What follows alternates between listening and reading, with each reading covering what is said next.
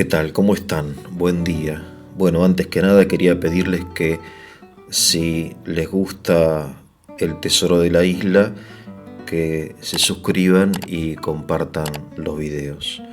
En fin, a las personas que aún no han cumplido 45 años, quizás el nombre de Jerzy Popieluszko no les diga nada. Sin embargo, Jerzy fue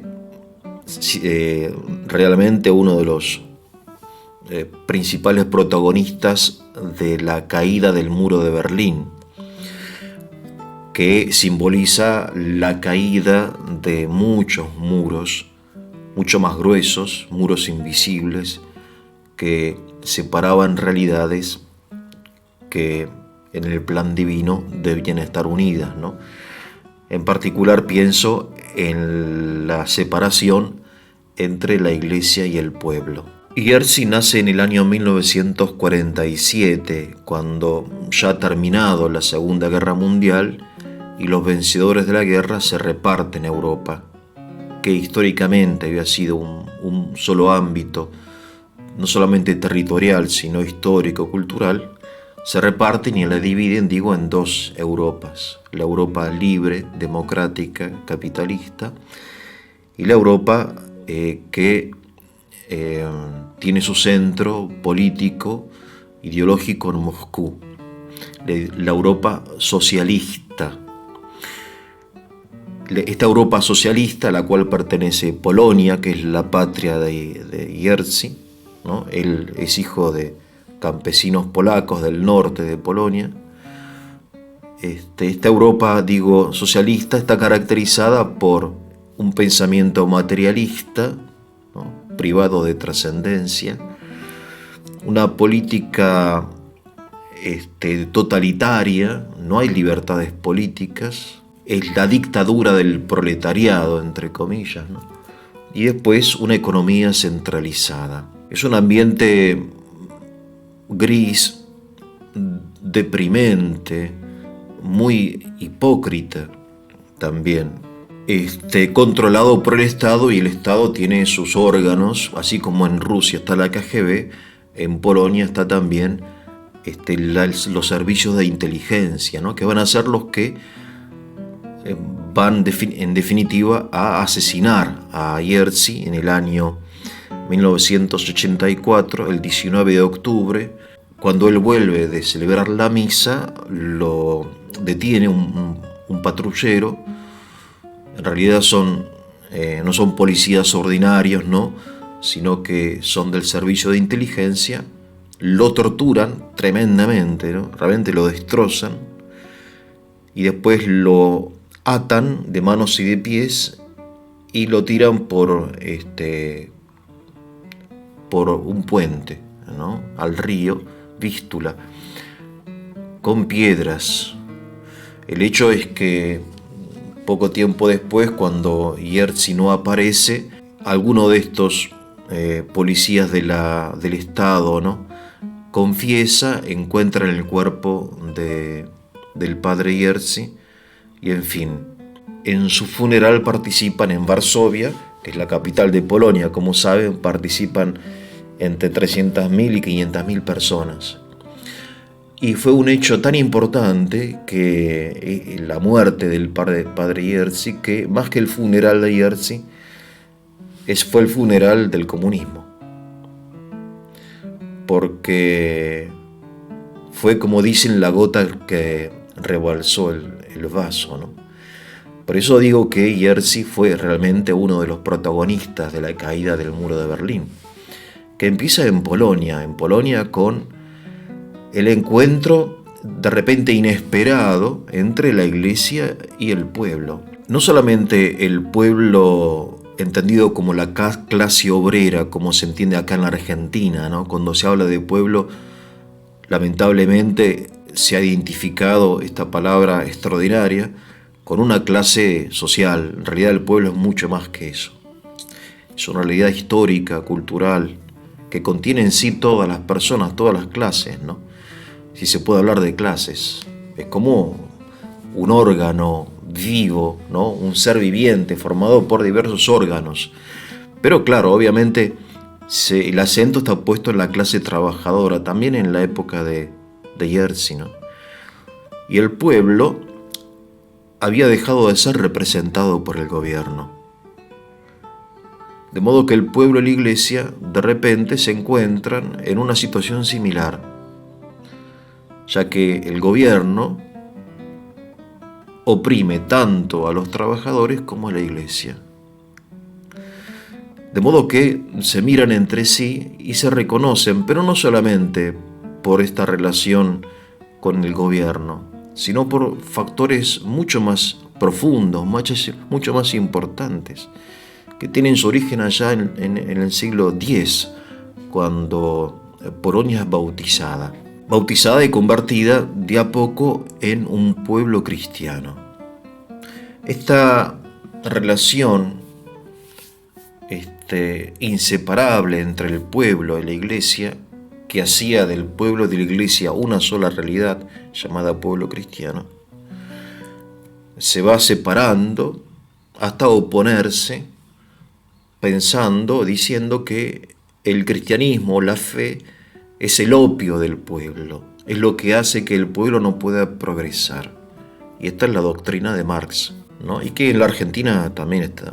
O sea, cuando Europa está de vuelta, nosotros estamos de ida, ¿no? Un poco así. Bien, entonces Jerzy hace el servicio militar obligatorio, la pasa muy mal, se enferma ahí porque él ya era seminarista y entonces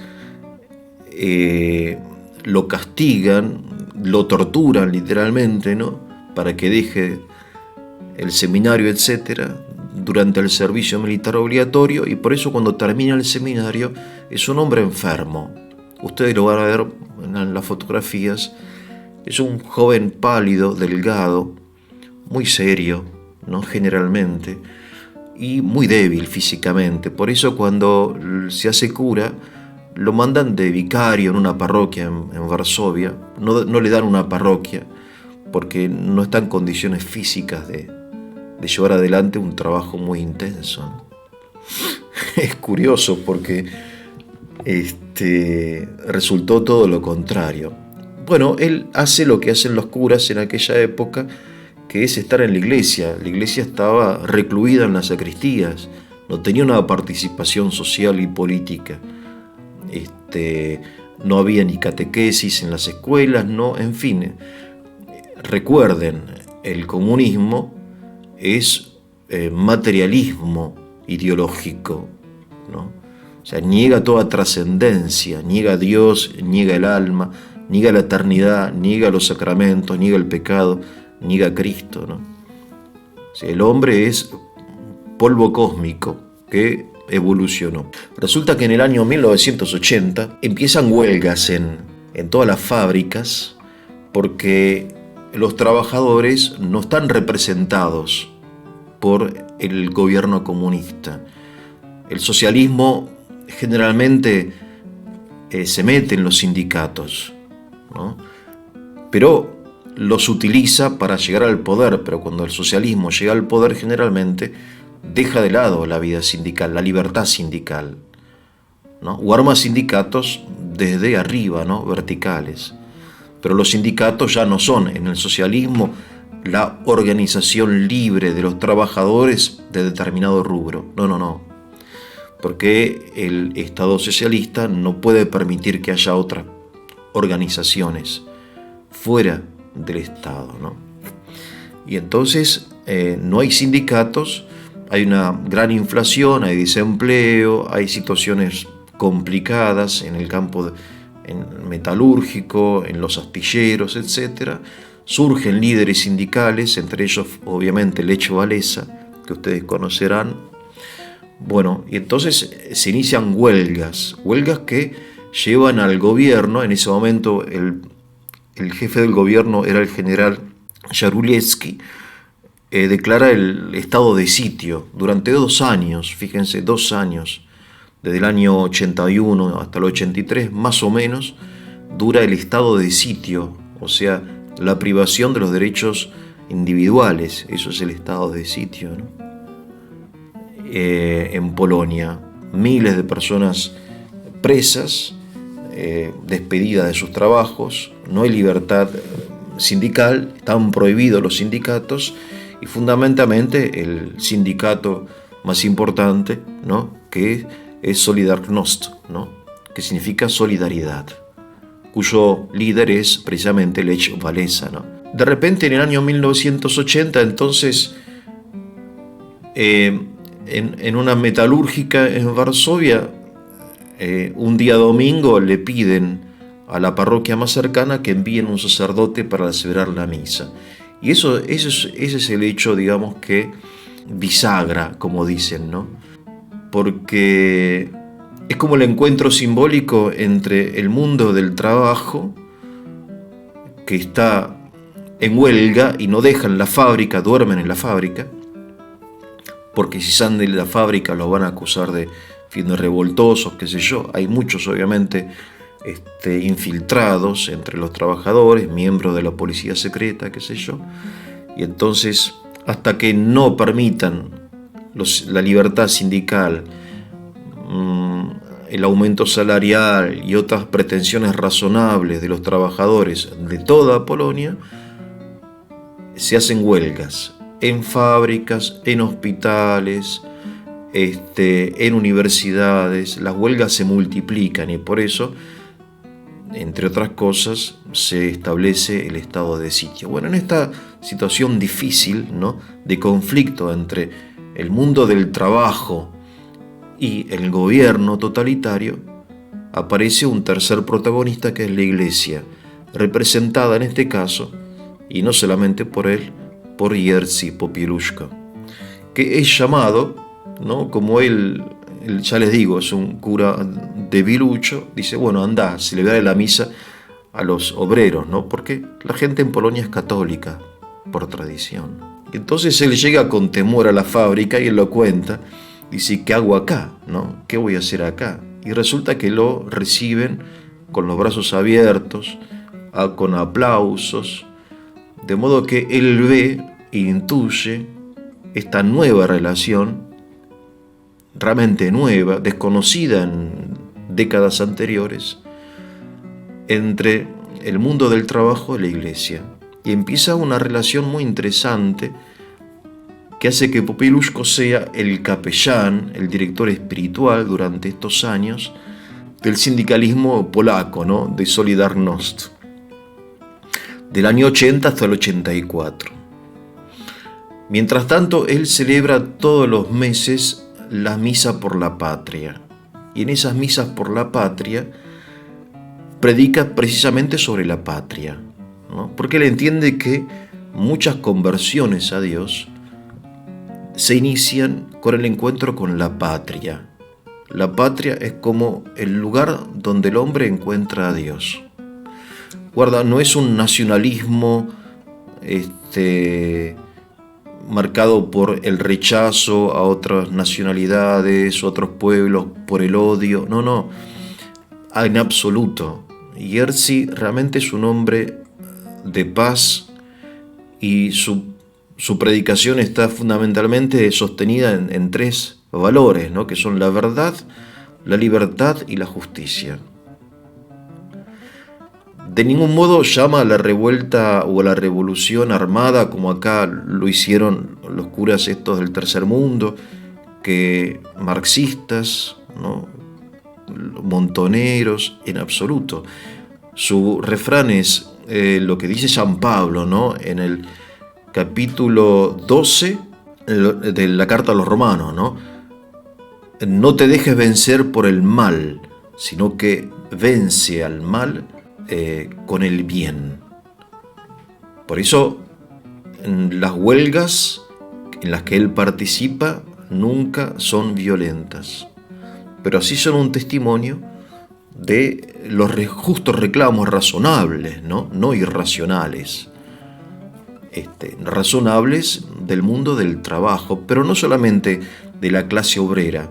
En la misa por la patria participan artistas, científicos, médicos, poetas, músicos. No solamente una misa, sino que durante la misa y después de la misa se leen poesías, se cantan cantos, o sea, un poco se vuelve a, a sentir la patria, ¿no? A sentir la patria mediante expresiones artísticas, ¿no? Por eso Jerzy también celebra la misa y se encuentra con estudiantes, con científicos. Y es un hombre tímido, de repente de trato más bien seco. No es un hombre carismático, en el sentido que hoy le decimos a los hombres carismáticos, estos gurúes o pastores. No, no, no. Es un hombre muy centrado, muy serio. Y sin embargo, en esa cosa ordinaria que tiene es algo extraordinario, ¿no? Es extraordinariamente ordinario, diría yo. En fin. Hay que recordarlo. Popieluszko, hay 1 o 2 películas, hay documentales, ¿no? Bueno, finalmente, como le dije, fue asesinado en el año 1984 y fue beatificado por el Papa Benedicto XVI. Acerca de Jerzy se podría hablar muchísimo. Hemos decidido en el canal hacer videos cortos y estoy de acuerdo con eso. Y sin embargo quiero dejarles como pensamiento, como testimonio, esta realidad que no se da por deseo de alguien o por decisión de alguien, no es algo voluntarista o racionalista, sino que se da históricamente en algún momento que Jerzy supo aprovechar, que es este encuentro, digamos, del mundo del trabajo y la iglesia. Que tengan un buen día.